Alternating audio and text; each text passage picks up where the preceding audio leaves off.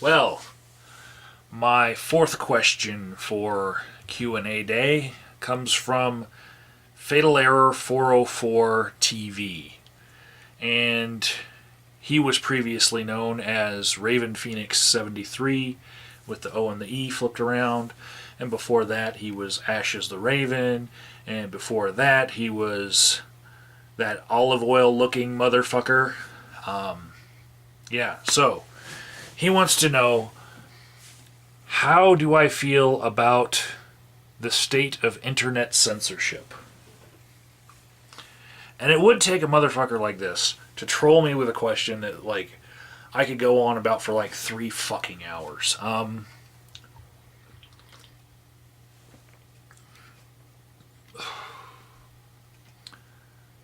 Here on YouTube, I feel that the biggest problem is there are not enough people being employed by Google and YouTube in order to add a personal aspect to the flagging system and the DMCA system and the Content ID system.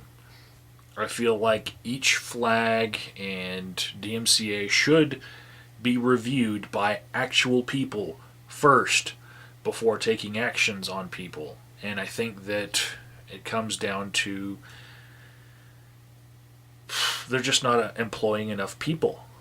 And I understand that corporations like to be streamlined and not pay a lot of actual people, but it's important in these issues to protect freedom of speech. And unfortunately, we don't really have a right to freedom of speech on YouTube.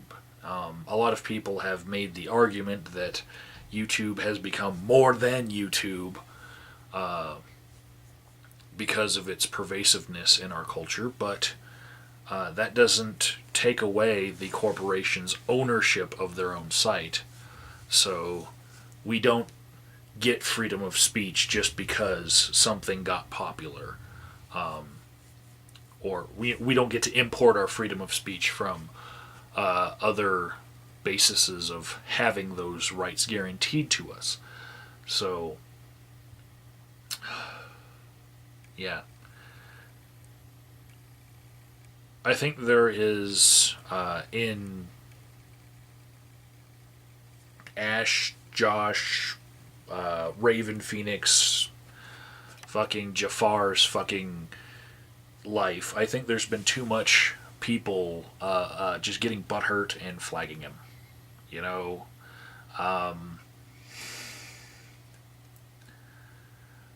just spoke with the Stigma Dane to let him know why I was unhappy with him, and I didn't get very far into that conversation because I wasn't looking to have it with him anyway, and our Riverstone, Rogie, she had called the call that never ends. Basically, a whole bunch of people on Skype. She just called us all, and me, Stigma Dane, and Rogie were the people who picked up. We were the only 3 in the call, and seeing as I had the Stigma Dane right there, I decided to talk to him about how I wasn't happy with his history of flagging people and how he is the common denominator. Because it started in the channels that I liked watching. It started with Vogter 2100, which now no longer exists, partly due to him and one of his flags. Then there's Anti-Hate Alliance, which now does not exist. There's Raven Phoenix, lost a channel, and Monkey Tail just got a flag, which all of these people getting flagged, there's one common denominator. And I'd say that that common denominator ship being Stigma Dane is actually important in this case. Because if you get into situations where you're going to start getting angry at people and start getting flags happening back and forth, these flag wars are just There's something that you can avoid by not getting into that conversation in the first place. And I was trying to tell Stig that with the flag against Felita the Geek for a song, I really don't feel like I want to have anything to do with him at all, because so many interactions with him have resulted in flags.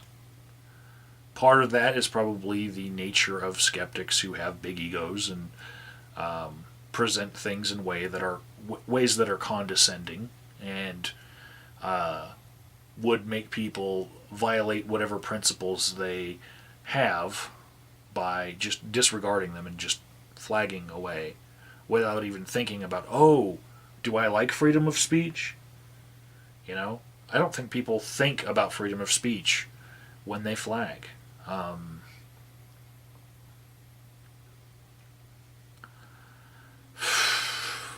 this is such a broad topic. You know what?